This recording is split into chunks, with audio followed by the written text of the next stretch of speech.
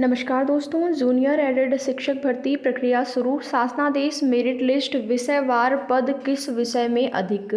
Added junior शिक्षक भर्ती पूरी कराने को लेकर निदेशालय पर प्रदर्शन। और इसी क्रम में आप सभी देखेंगे पदों की संख्या को वृद्धि को लेकर भी, पदों की संख्या में वृद्धि हो इसके लिए भी अभ्यर्थियों का जो प्रयास है वो जारी रहा। आश्वासन भी मिला कि अधिकतम पदों पर आप लोगों का जो भर्ती है वो पूरी होगी, आप लोगों का जो शासनादेश है वो जारी होगा।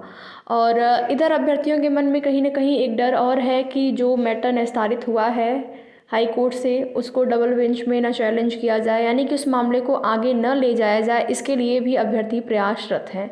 तो देखिए वो अलग बात है, जो भी कोर्ट की चीज़ें हैं, जब एक बार मामला निस्तारित हो गया है और निर्देश बिल्कुल स्पष्ट निर्देश सरकार शासन की तरफ से, या फिर कहें कि शासन क्या कहेंगे यहाँ पर, कोर्ट की तरफ से, क्योंकि जो है कोर्ट का ही निर्देश इस भर्ती में होना था। कोर्ट से भर्ती में स्टे लगा हुआ था और कोर्ट का निर्देश जारी हुआ, ऑर्डर रिजर्व हुआ और रिजर्व ऑर्डर में स्पष्ट चीज़ें दी गई थी कि भर्ती प्रक्रिया को पूरा किया जा सकता है, अब कोई भी व्यवधान नहीं है। तो यहाँ पर ये शासन सरकार अधिकारियों की जिम्मेदारी होती है कि भर्ती प्रक्रिया को आगे बढ़ाएं। अब अभ्यर्थी कितने दिन तक धरना प्रदर्शन करेंगे, मांग करेंगे कि डबल बेंच में ना मामला चला जाए, सुप्रीम कोर्ट में न चला जाए, इसके लिए क्या कुछ, ये अब सरकार की जिम्मेदारी होती है कि एक छोटी सी भर्ती अगर 6000 पदों पर भी विज्ञापन 6000 पदों पर भी अगर ये लोग भर्ती पूरी करते हैं तब भी बहुत ज़्यादा नहीं पद हैं। अगर देखा जाए तो 42,000 प्लस अभ्यर्थी हैं, प्लस जो कि 90-97 पर पास है। देखिए हाँ, कई ऐसे कमेंट आ रहे थे, मैंने एक वीडियो अपलोड किया था एडेड जूनियर शिक्षक भर्ती का, तो उसमें कई अभ्यर्थियों ने कमेंट किया हुआ था कि कितने नंबर पर पास होंगे। जैसे कि कई ऐसे अभ्यर्थी हैं जिनको अभी नहीं पता है, वो एग्ज़ाम दे लिए हैं, उन्होंने रिज़ल्ट चेक किया होगा या नहीं चेक किया होगा ये नहीं मालूम, लेकिन 3-4 ऐसे कमेंट आए थे जिसमें पूछा गया था कि हमारा जो है एडेड जूनियर शिक्षक भर्ती वाले एग्ज़ाम में 85 नंबर हैं या 87 नंबर हैं, तो क्या हम पास हैं, पास होने के लिए क्वालिफाइंग अंक क्या है। तो इस तरीके के कमेंट 3-4 आए हुए थे। तो हो सकता है कुछ अभ्यर्थी और भी ऐसे हो जिनको नहीं मालूम हो, तो आप सभी को बता दें 90-97 पासिंग आपका पास होने के लिए 90-97 अंक आपका होना चाहिए, जिसमें कि 90 की बात करें तो जो रिज़र्व कैटेगरियाँ होंगी उनका 90 और जो अनरिज़र्व कैटेगरी होंगी उनका जो है 97।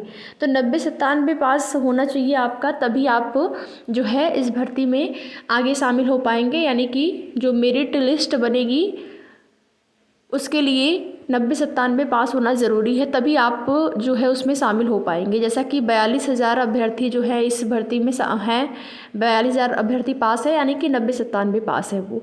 तो संभवतः उम्मीद यहाँ पर ये है कि एक बार आवेदन लिए जाएंगे पुनः से। वैसे तो जब फॉर्म आपका फिल हुआ था उस टाइम आपसे पूछे गए थे आपका जो नंबर था 10th का और इंटरमीडिएट के नंबर, ग्रेजुएशन के नंबर, उसके बाद आपका जो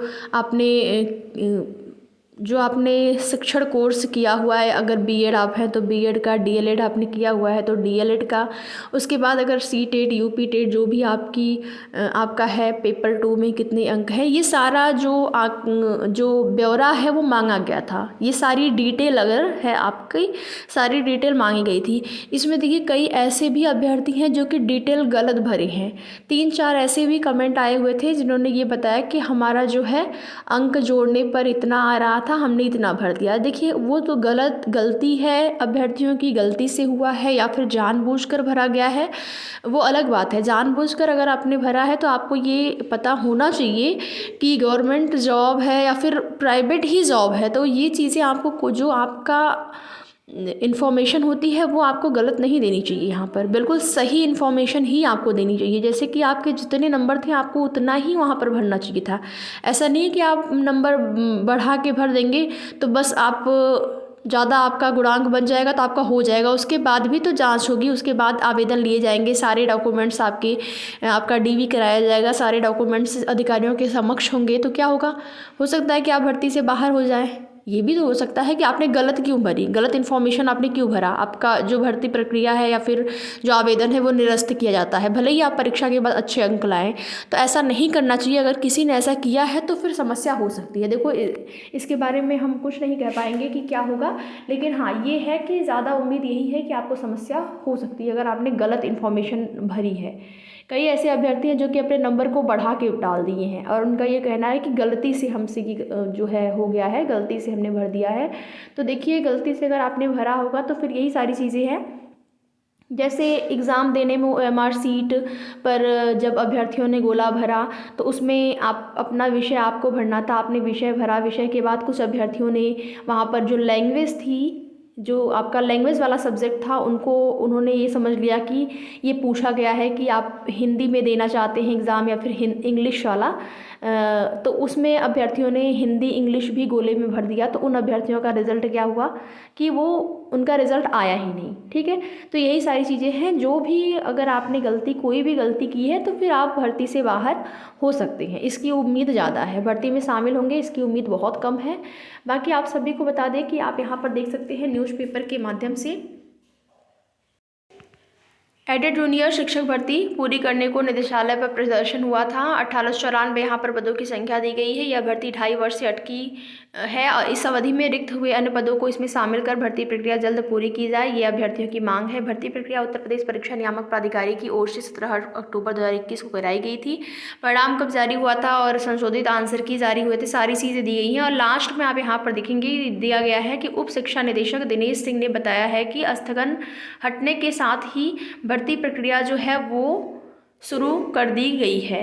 तो यहाँ पर यही चीज़ें हैं कि अधिकारी को द्वारा कहा जा रहा है कि भर्ती प्रक्रिया शुरू की गई है। उधर कई 2-3 नोटिस भी देखने को मिली जिसमें कि रिक्त पदों का ब्यौरा लिया जा रहा था, कितने पद अलग अलग जो मंडल हैं, अलग अलग जो ज़िले हैं, अलग अलग मंडलों में कितने कितने पद रिक्त हैं उनका ब्यौरा लिया जा रहा था विषयवार।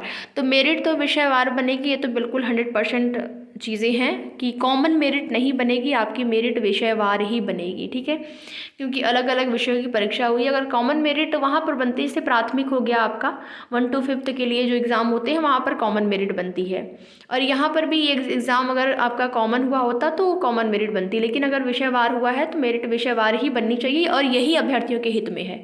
अगर यहाँ पर भी ये लोग कॉमन मेरिट बनाने लगेंगे तो फिर भर्ती फंस जाएगी कोर्ट में, ये तो बिल्कुल 100% सत्य है।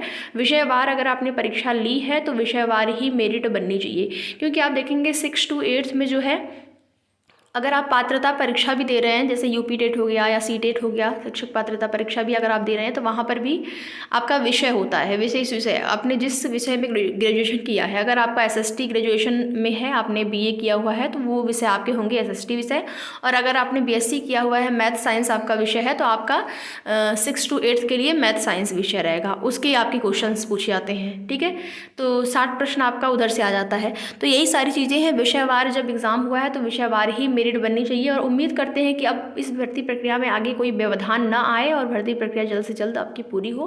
बाकी आगे की जो भी अपडेट होगी आप सभी को उसकी सूचना दी जाएगी। वीडियो में लास्ट तक बने रहने के लिए आप सभी का बहुत बहुत धन्यवाद।